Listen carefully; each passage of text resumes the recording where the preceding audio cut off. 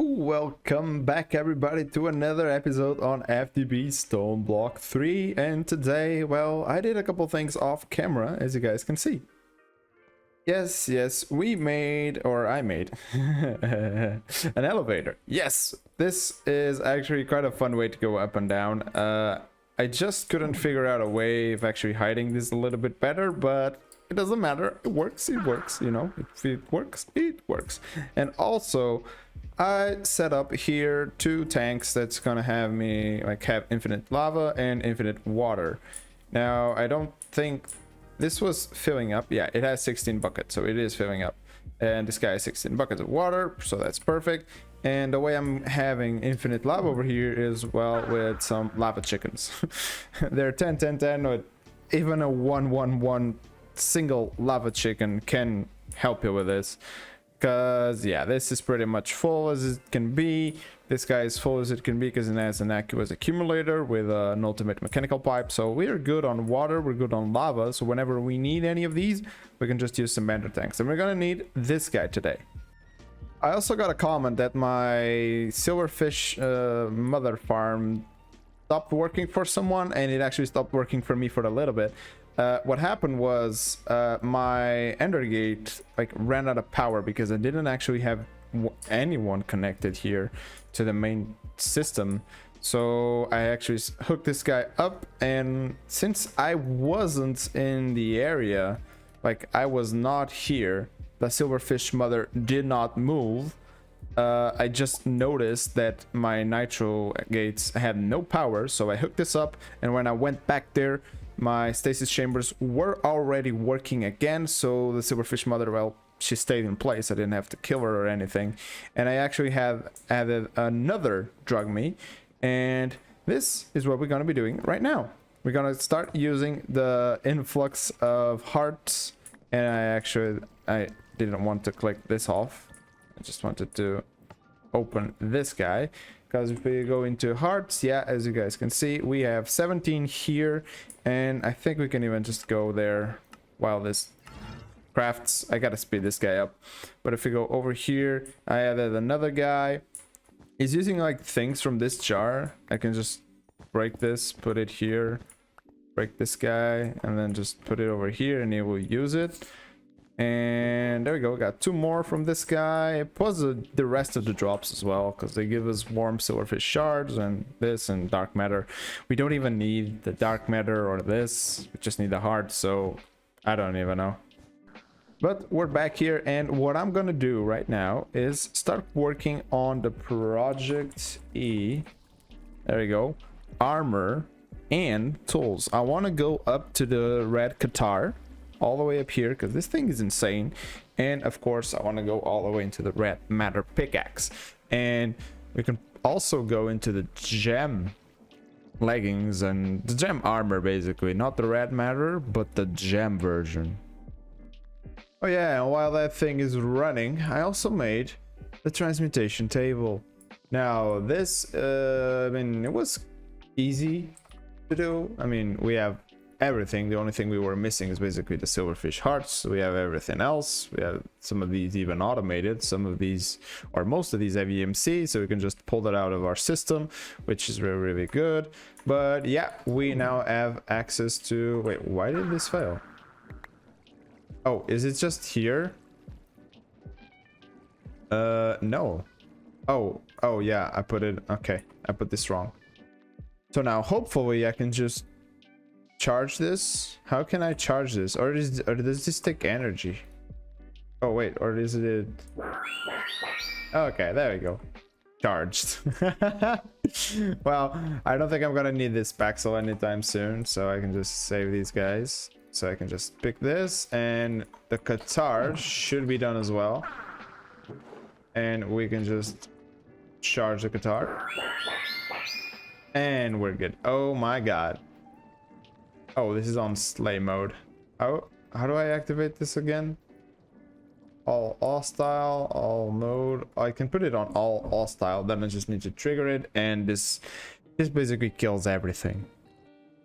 You served us good, netherite armor. But now we are on full gem and I mean, not full yet.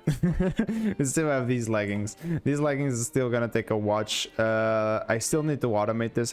I really want to automate this process, so I actually have an easier way of getting watches. But yeah, this armor served us pretty good. So now I'm just gonna give it a final resting place near this one. You did good, my friend. You did good. Now, on to some other things over here. Okay, now getting over here to our massive boiler. Now this is gonna power a lot of contraptions over here, and some of the things that I really want to get my hands on is an automated casings. I want to automate all the casings. I mean, the brass casing, the copper casing, the train casing, and the andesite casing.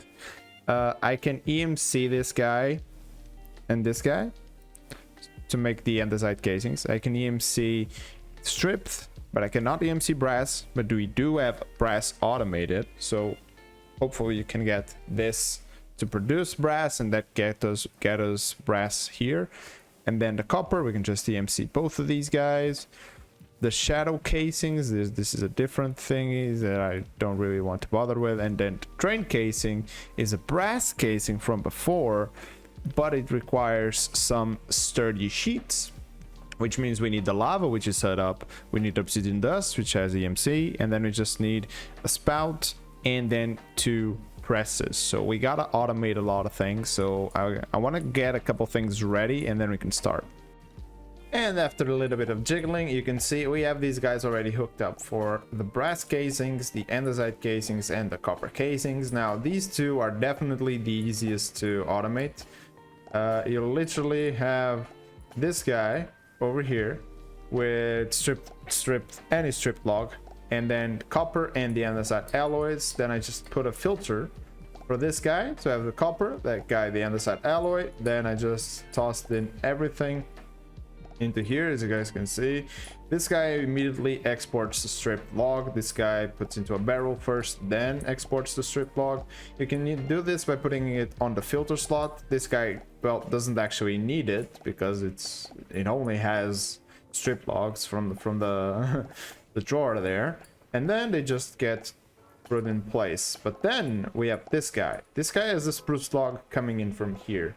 But then I actually hooked up a network receiver here, so I have access to my storage things. And then I'm importing, or exporting I should say, brass ingots into the deployer, which now, as you can see, it has stopped because it does not have any brass. But in any second now, yep, there we go, it has some brass. How am I doing this? Well, first things first, we can call on our elevator right here. You can see that thing in the bottom. It's so funny to me.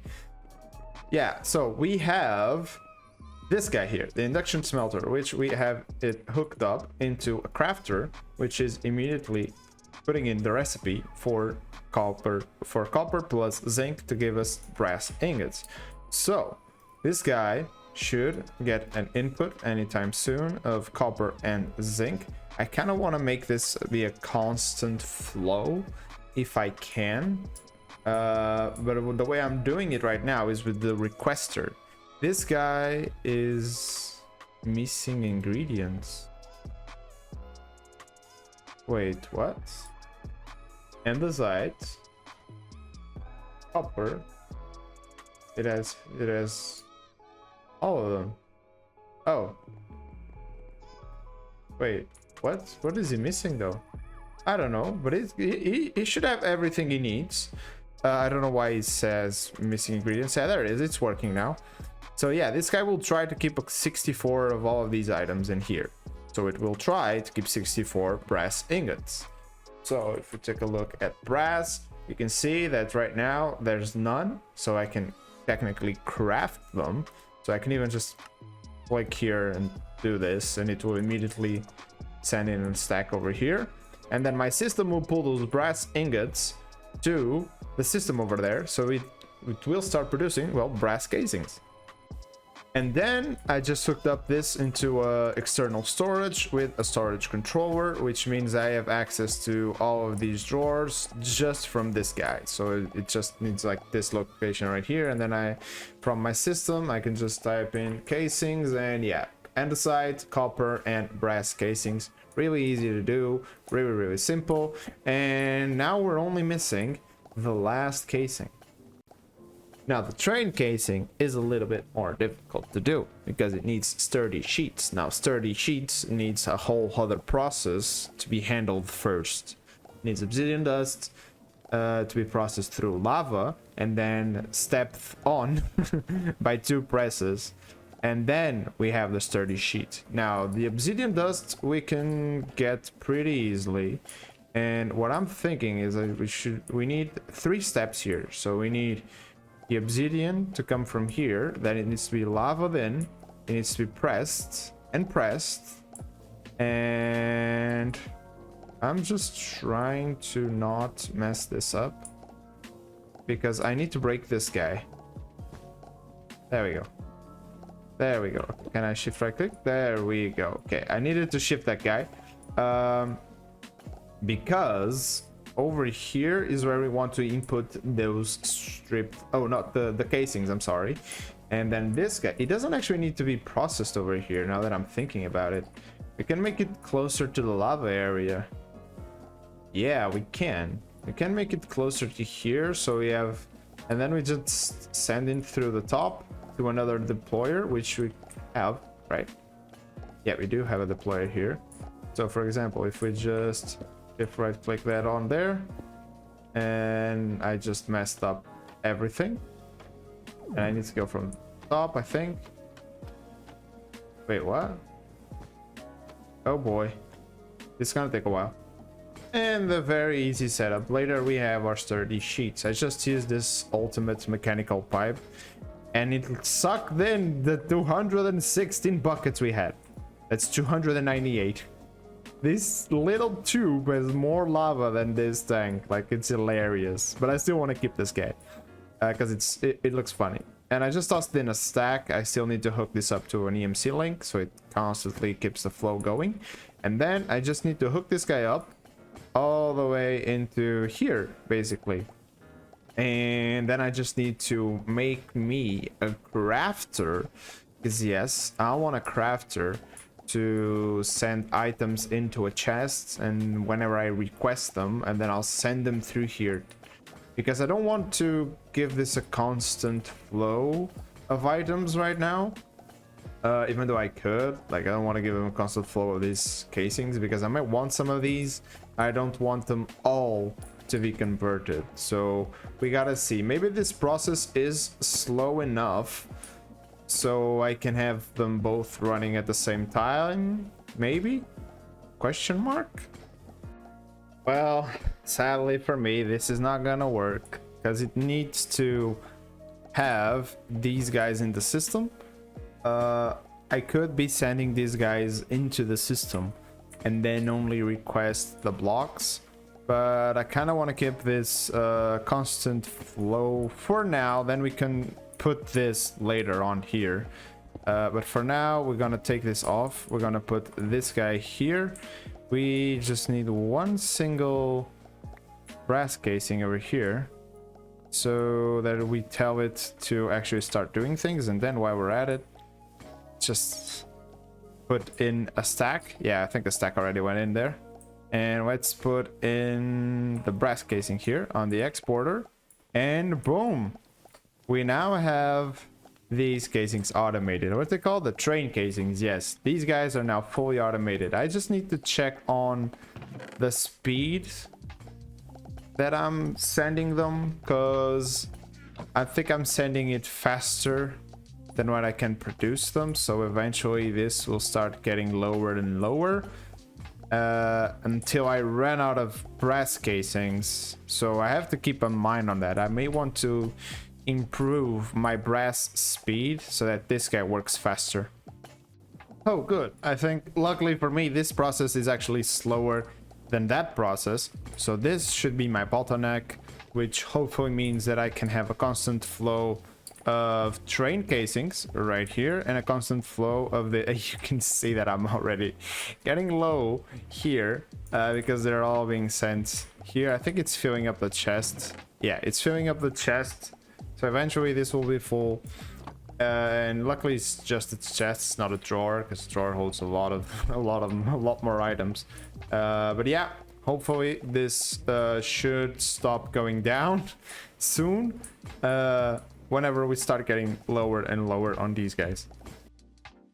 So the next step is 2 other automations, and the first automation will be from train tracks from create, and that brings us to the second automation, which is singularities. Yes, this is the end game of the pack, and I already have one of them made. Yeah, as you can see, I already went ahead and tested these neutronium compressors. You can just about set them in place, and as soon as you drop in, well, any item, it will take the amount necessary for the item. For example, it will take 256 uranite,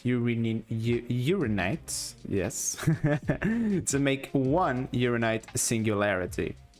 Now, I do have uranite being processed over here, yes, and being made, which is actually now completely full.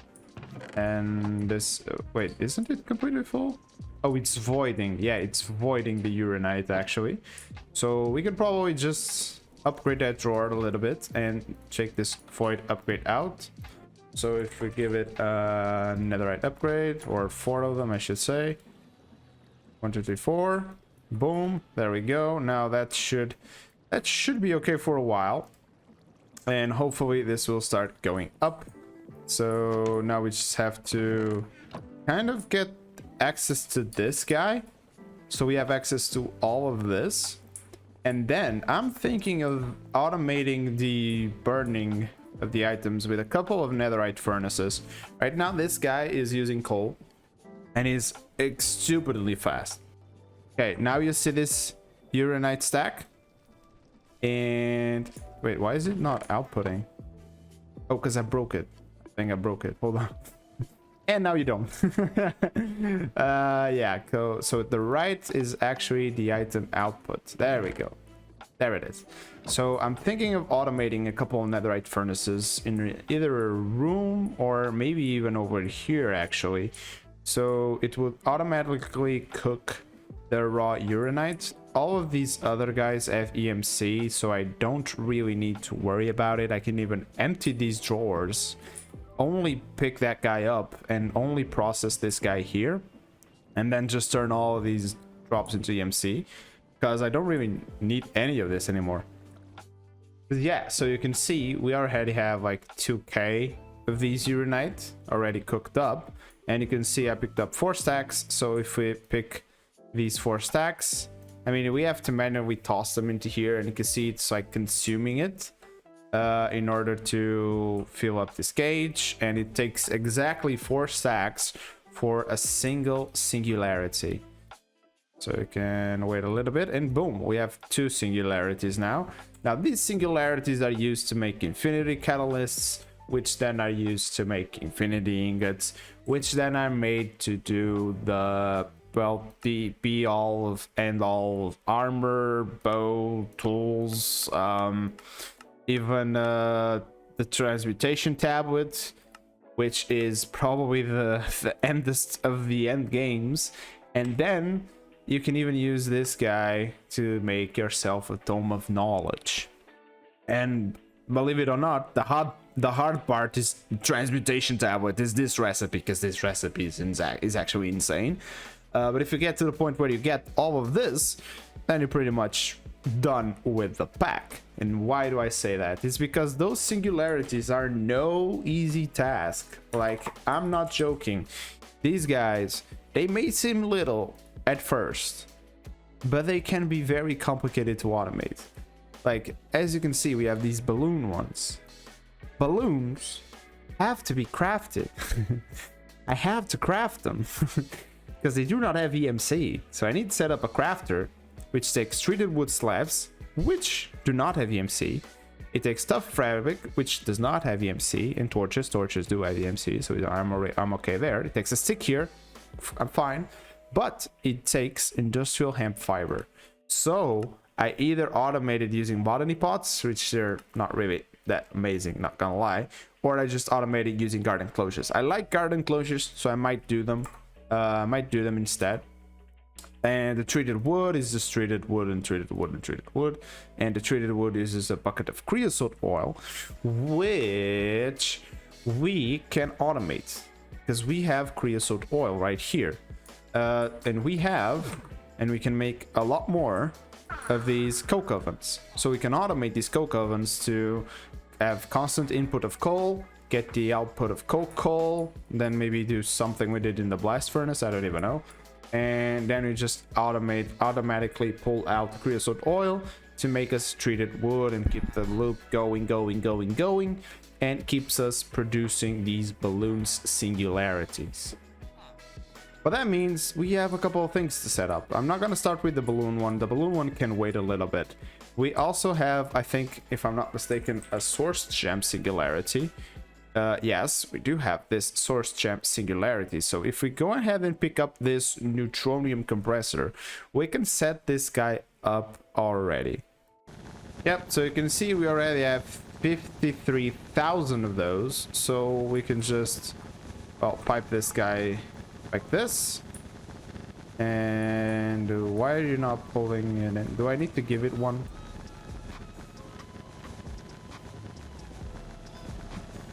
Huh? Wait, why is this not pulling in?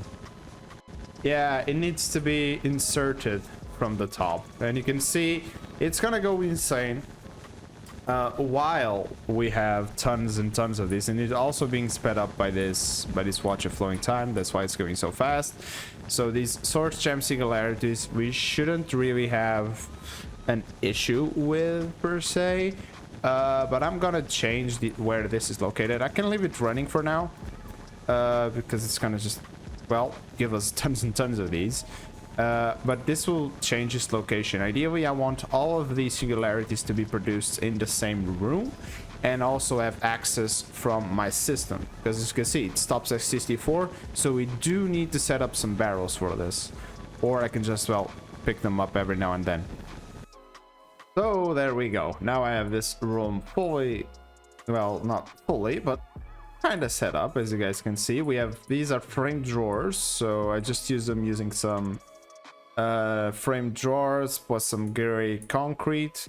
And I also got this really cool floor. I'm using these casings to build as well because I really like the design. I switched that up over there, and now we can start automating this area here. Now we already have this one sort of automated down there, but I kind of want to automate it up here so you can have everything hooked up to a storage controller, and then have that storage controller, well, linked up to our own system over there, which means we need to somehow get that over here.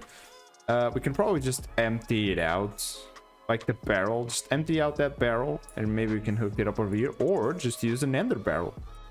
And so I hooked up these guys, and I've been hooking them up with these item transporters from Industrial Foregoing, because you can actually like speed these guys up with some add-ons and make them go really fast. And now from this side, I want to do process things, like for example the source gem singularities. I'll put them over here, and the uranite and the train tracks and all those guys will come over here and over there. And on this side I want to do the EMC-able stuff. I maybe even have like more EMC links that I need probably, but sure. So ideally what you want to be doing is you have the neutronium compressors, and you just toggle them with these item transporters. So you can do anything, but you just need to import in the items from the top. So I'm gonna say you're gonna learn these, the corrupted ingots, and now they're gonna take 15,000 of these. And you can see that the neutronium compressor only does one thing at a time.